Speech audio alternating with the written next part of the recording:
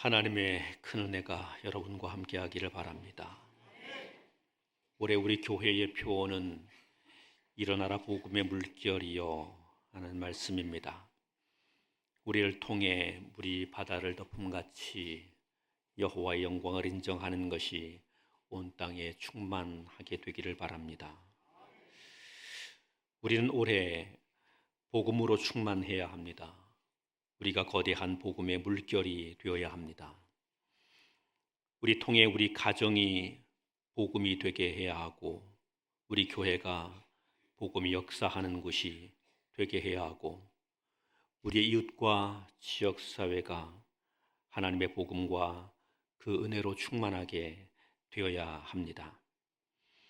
이 거룩한 비전과 소명을 우리 마음에 품고 이 한 해도 복된 믿음의 삶을 잘 이루어가게 되기를 원합니다.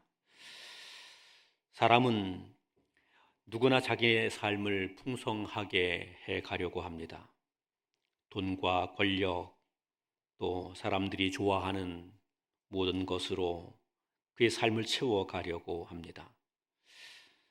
때로는 그것을 향한 욕망에 사로잡힌 채 그것의 종노릇하게 되기도 하고, 때로는 그것을 얻었으므로 기뻐하고 좋아하고 성공을 축하하게 되기도 합니다. 우리 가운데 이런 것이 충만하면 우리는 다 된 줄로 아는 경우가 많습니다. 그러나 정작 우리에게 필요한 것은 그것이 아닙니다. 하나님의 큰 은혜입니다. 저는 우리 교회가 하나님의 은혜로 충만하게 되기를 원합니다. 이 한 해 동안 하나님의 은혜를 가득히 담는 큰 바다와 같이 은혜로 가득한 귀한 교회이기를 원합니다. 성가대 지휘자에게 말도 안 했는데 오늘 찬양이 하나님의 은혜를 찬양했습니다. 제가 이 찬양을 혼자 많이 부릅니다. 그런데 끝날 때가 너무 어려워서 같이 찬양을 못합니다. 너무 어려워서, 너무 음도 높고 힘도 들고. 근데 이 찬양을 혼자 부르곤 하면서 정말 하나님의 은혜가 나에게 필요하다 하는 생각들도 많이 합니다. 우리 교회는 언제나 하나님의 은혜를 구해야 됩니다. 돈을 구하지 말고 하나님의 은혜를 구하고, 능력을 구하지 말고 하나님의 은혜를 구하고, 성공이나 인기나 인맥을 구하지 말고 하나님의 은혜를 구하게 되기를 원합니다. 요한복음 4장은 우리가 잘 아는 성경입니다. 어쩌면 이 본문으로 제가 여러 번 설교를 했을지도 모르겠습니다. 그만큼 우리는 이 본문을 통해 하나님 말씀을 많이 접하게 됐고, 또 이 본문이 익숙하여 은혜를 받게 되기도 하지만 너무 식상하게 여겨지기도 합니다. 예수님께서 유대를 떠나 갈릴리로 가시는 길에 사마리아를 지나신 이야기지요. 수가라는 동네에 이르게 됐을 때에 예수님도 시장하셨고 제자들도 그러했습니다. 주님의 제자들은 동네로 들어가서 먹을 것을 찾으러 가게 됐고, 예수님은 그 한 우물 곁에 앉아 쉬고 계셨습니다. 그때 사마리아 성에서 한 여자가 그곳으로 물을 기르러 오게 됐습니다. 요한복음은 그때가 제6시라고 말합니다. 이 이스라엘 땅에서 제6시라는 말은 우리말로는 정오의 시간을 말합니다. 그 정오의 시간은 대개 너무 뜨거운 시간이어서 사람들이 거의 통행하지 않는 때입니다. 그런데 이 여인에게는 무슨 사정이 있었는지 그 정오 뜨거운 시간, 어느 누구도 물 기르러 오지 않는 그때에 이 여인은 우물가로 물을 기르러 오게 된 것입니다. 이런저런 이유가 다 있었겠지만 이 여인에게는 물이 필요했기 때문이겠습니다. 물이 필요했으니, 또 물이 그에게 요구되었으니, 그러니 정오의 시간이라 한들 마다하지 않고 그 물을 구하기 위해서 우물가로 나오게 된 것입니다. 인생은 누구나 물을 필요로 합니다. 아니, 모든 생명체는 물을 필요로 한다고 합니다. 인간은 몸의 약 70%가 수분으로 되어 있기 때문에 물이 있어야 하는 존재이지요. 물을 구하기 위해서라면 인간은 어떤 수고도 마다하지 않습니다. 고대 로마 사회는 도시에 엄청난 수로 시설을 만들게 됐지요. 그들이 편안하게 물을 얻기 위해서 그러했습니다. 아프리카 오지의 사람들은 매일 아침 물 하나를 얻기 위해서 6시간을 걷기도 한답니다. 물은 그토록 우리에게 귀하고 필수적인 것입니다. 사마리아 여인에게도 물이 필요했습니다. 그래서 그는 물을 찾아 우물로 나오게 됐던 것입니다. 본문에 있는 이야기는 단지 우리가 물이 필요하다는 이야기를 말하기 위함은 아닐 것 같습니다. 하나님께서 요한을 통해서 이 말씀을 우리에게 기록하여 주신 이유는 인생이 물을 필요로 하듯이 우리는 우리의 목마름과 결핍을 채워가야 하는 존재라는 사실을 이야기하고 있는 것임에 분명합니다. 우리는 결핍된 존재이고 우리는 부족한 존재이고 끊임없이 우리 안에 뭔가를 채워가야 하는 존재입니다. 그것이 없이는 공허하고 우울하고 또 때로는 그것 때문에 생명을 잃게 되는 일도 있게 됩니다. 인간은 결핍의 존재라는 사실을 알라 본문은 우리에게 이렇게 이야기하고 있음에 분명합니다. 많이 가진 것 같아도, 있는 것 같아도, 아는 것 같아도, 성공한 것처럼 보여도 인간은 결핍의 존재다. 부족함이 있는 존재다. 뭔가를 채워야 하는 존재다. 우리는 우리가 그와 같은 존재라는 자기 인식을 갖고 우리 자신을 겸비하게 만들어갈 수 있어야 합니다. 본문에 등장하는 이 사마리아 여인은 물을 찾아 야곱의 우물가로 나오게 됐습니다. 그는 아마도 물을 뜨기 위한 두레박도 준비했을 것이고 물을 담을 항아리도 준비했을 것입니다. 그리고 그곳에 와서 물을 깃게 되지요. 야곱의 우물은 매우 깊게 자리하고 있었던 모양입니다. 그곳에 두레박을 내려서 거기에서 물을 떠올립니다. 그리고 자기의 물 항아리에 가득히 물을 채우게 됐습니다. 그런데 옆에 있던 예수님께서 이 여인에게 이렇게 말씀하십니다. 지금 나에게 물을 좀 달라 말씀하는 겁니다. 여인은 사마리아 여인이었고 예수님은 유대인이었지요. 사마리아 사람들은 유대인들과 별로 좋은 관계가 아니었습니다. 이유는 유대인들이 그들을 멸시하였기 때문에 그러했지요. 사마리아 여인에게 있어서는 남자인 것도 그에게는 불편했습니다. 게다가 유대인이었습니다. 이 사람이 자기에게 물을 달라고 말한 것입니다. 마음속에 불편함과 평상시에 갖고 있던 불만이 쏟아져 나오게 됐습니다. 아니, 잘난 유대인 양반아, 어떻게 나처럼 초안한 사마리아인에게, 그것도 사마리아 여자에게 물을 달라고 하느냐? 나는 물 줄 수 없으니까 네가 잘났으면 물을 떠먹어라. 이렇게 예수님께 말하게 되는 것이죠. 예수님께 이런 말로 톡 쏘아 붙였습니다. 지금 너에게 물이 없으면 내가 사마리아 여인이라 할지라도 너는 내게 간청해야만 될 거야. 나에게 간절히 물을 달라고 말하면 내가 너에게 물을 조금 줄 수 있을 거야. 이러면서 예수님에게 거드름을 피우기 시작했던 것입니다. 본문에 있는 이 이야기는 어쩌면 우리의 단면을 말하고 있는지도 모릅니다. 세상을 향하여서, 세상의 성공을 향하여서 우리는 우리의 두레박을 준비하지요. 때로는 돈이라는 두레박을, 때로는 학식이나 지식이라는 두레박을, 때로는 권력이나 힘이라는 두레박을, 때로는 인맥이라는 두레박을 우리는 준비하지요. 그리고 그것을 가지고 우리의 세상 속에 나아가서 거기에 이 두레박을 내려 우리가 원하는 그 성공, 우리가 원하는 행복, 우리가 원하는 만족이라는 물을 떠올리게 되죠. 그래서 그것을 소유함으로 우리의 항아리 속에 이런 것들이 가져다 준 행복을 가득히 채웠다고 말합니다. 그리고 이것이 가득히 찼을 때 우리는 성공했다. 우리는 행복한 사람이다. 그렇게 이야기하지요. 그리고는 이것을 가진 사람들이 거의 공통되게 하는 것이 이거 갖지 못한 사람들을 우습게 보기를 시작한다는 겁니다. 돈이 좀 있는 사람들은 돈 없는 사람들을 우습게 보죠.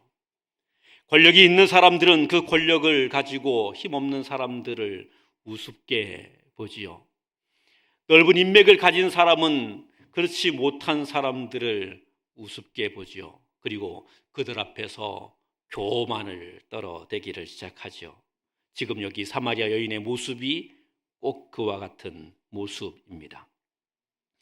그런데 예수님께서는 이 여인의 모습을 보시면서 이렇게 말씀하는 겁니다.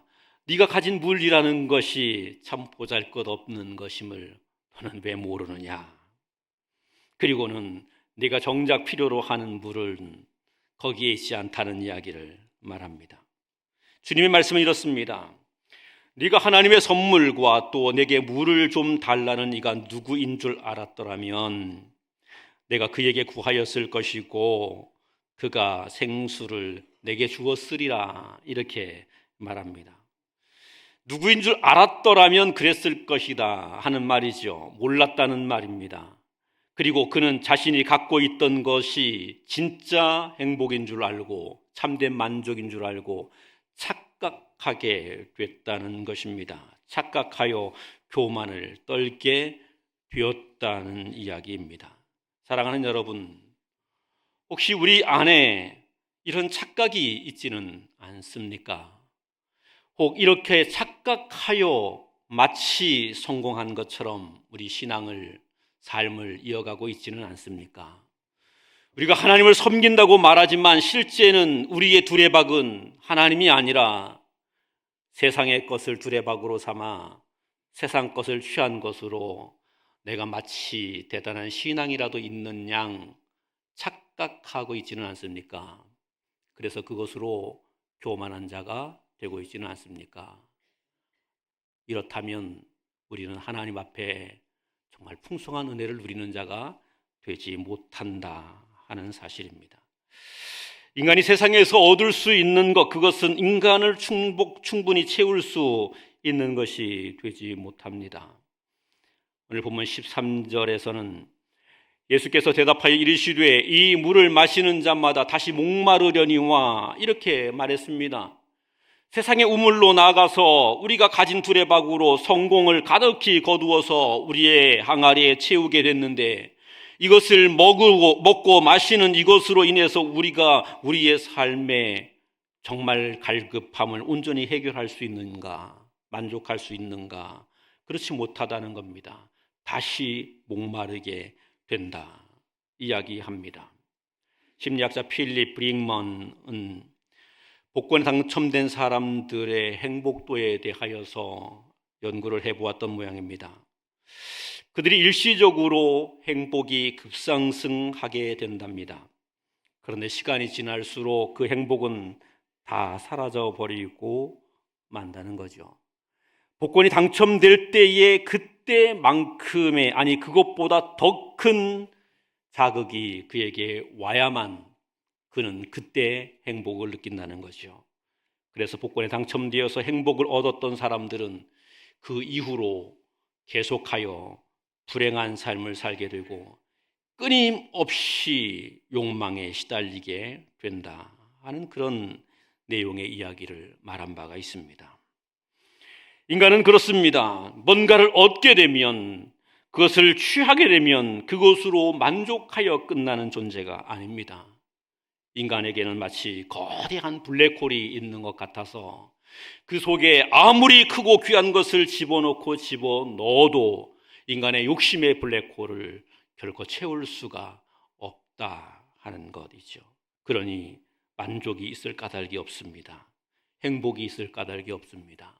이 무한한 결핍이 인간에게 있을 뿐입니다. 끊임없이 세상 것을 채우면 목마름이 해결되느냐? 그렇지 않습니다. 오히려 갈증만 더 깊어지게 된다 하는 이야기입니다.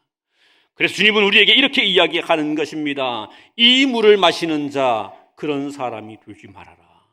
그 물에 목말라 하는 사람, 그 물을 추구하는 것에 목적을 두는 사람이 되지 말아라. 그 물을 갖고 있다고 교만하고 건방진 사람이 되지 말아라. 그 물은 곧 목마르게 되는 물이다. 이렇게 이야기하시는 겁니다. 주님께서 사마리아 여인에게 이 물을 마시는 자마다 다시 목마르게 된다, 이렇게 이야기하시고는 인간은 이렇게 실존적 본질적 결핍에 놓여 있는 존재인데 그 가운데서 참된 영원한 만족, 그것을 얻을 수 있는 길이 어디에 있는지를 이야기하십니다. 14절 말씀 같이 봉독하겠습니다. 14절입니다. 시작. 내가 주는 물을 마시는 자는 영원히 목마르지 아니하리니 내가 주는 물은 그 속에서 영생하도록 솟아나는 샘물이 되리라. 아멘. 주님께서 세상의 것으로 채우기만 하면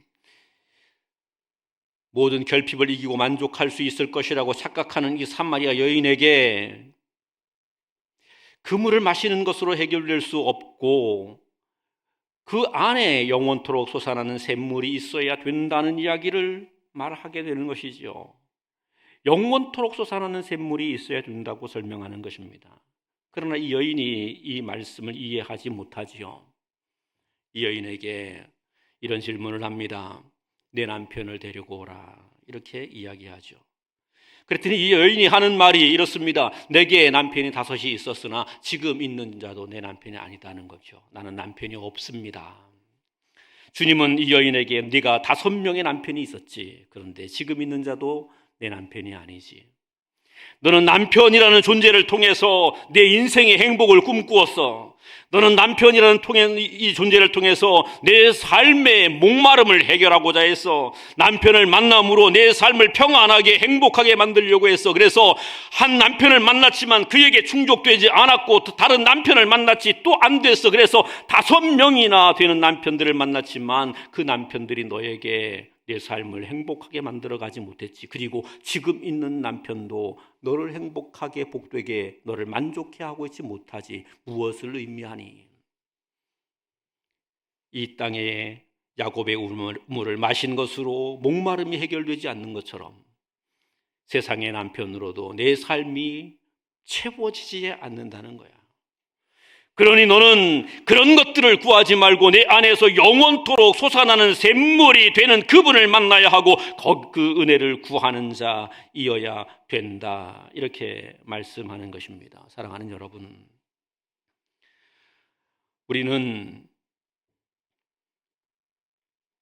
아무리 물을 마셔도 해결할 수 없는 우리의 갈증을 온전히 해결하기 위하여 우리에게 영생하도록 솟아나는 샘물을 허락하시는 우리 주 예수 그리스도를 우리의 신랑으로, 우리의 주님으로 맞아들일 수 있어야 합니다.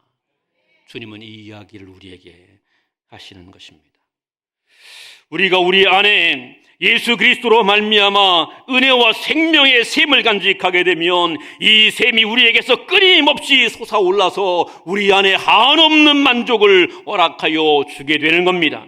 그리고 우리에게서부터 흘러 넘치게 돼서 이것이 우리의 이웃들에게, 세상에 이 물이 흘러가서 하나님의 은혜의 바다가 거기에 만들어지게 된다고 하는 이야기입니다. 주님은 우리에게 이렇게 말합니다. 영적인 결핍에 매여 있는 자 되지 말고 그리스도 예수께 나와 그분이 우리에게 허락하시는 은혜에 영생하도록 솟아나는 샘을 간직하라.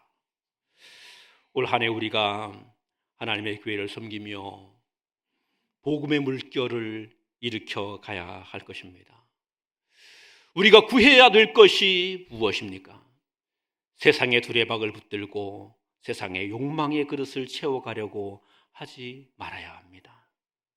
우리가 붙들어야 하는 것은 예수 그리스도의 이름이고 그 예수 그리스도께 나아가 그분에게 그분이 허락하여 주시는 은혜의 생명샘을 우리 안에 간직하게 되는 겁니다. 이것이 우리에게 있어야 합니다. 우리는 하나님께 나아가서 그분이 우리에게 약속하신 바 하나님의 은혜를 간구하고 하나님의 은혜의 샘을 우리에게 달라고 구하고 그 구한 것으로 우리 안에 충만하게 채워갈 수 있어야 합니다. 이렇게 될 때 우리는 복음의 물결을 일으킬 수 있는 교회가 되고 성도들이 될 수 있기 때문입니다. 파스칼은 이런 이야기를 했다고 합니다. 모든 인간의 마음에는 하나님만 채울 수 있는 무한한 빈 공간이 있다는 말입니다. 인간은 큰 결핍을 가지고 있다는 것입니다. 그 큰 결핍을 가지고 있는데 이것은 어떤 것으로도 그것을 채울 수가 없다는 것이죠. 단 하나, 그 빈 공간을 하나님으로만 채울 수 있다. 이렇게 이야기하십니다. 성경은 하나님을 충만이라고 말합니다. 그리고 우리에게 이렇게 이야기하십니다. 하나님의 충만으로 충만하라. 하나님의 충만으로 충만하라. 저는 우리 교회와 사랑하는 성도들이 하나님의 은혜로 충만하게 되기를 바랍니다. 하나님의 충만하심으로 충만하게 되기를 원합니다. 그래서 사슴이 시냇물을 찾기에 갈급함같이 우리의 영혼이 하나님을 찾기에 갈급하고 우리의 삶이 예수 그리스도를 향하여 나오게 되고 그분의 복음의 말씀을 붙들고 그 말씀 위에 견고하게 서서 날마다 하나님이 우리에게 허락하시는 생명의 복을 누릴 수 있게 되기를 원하고 우리가 가진 이 생명의 복을 인하여 우리와 우리의 가족과 세상을 향해 하나님의 복음이 거대한 물결을 이루어 그들에게도 복이 넘치게 되기를 원합니다. 올 한 해 우리 교회는 이 거룩한 비전을 품고 하나님을 구합시다. 하나님을 찾읍시다. 애써 열심으로 하나님을 찾읍시다. 그 하나님께 뜨겁게 기도합시다. 그 하나님의 은혜를 간절히 간구합시다. 그리고 우리 안에 하나님의 은혜의 생명샘이 강같이 흘러넘치는 귀한 복이 있기를 우리 주님의 이름으로 축원합니다. 기도하겠습니다.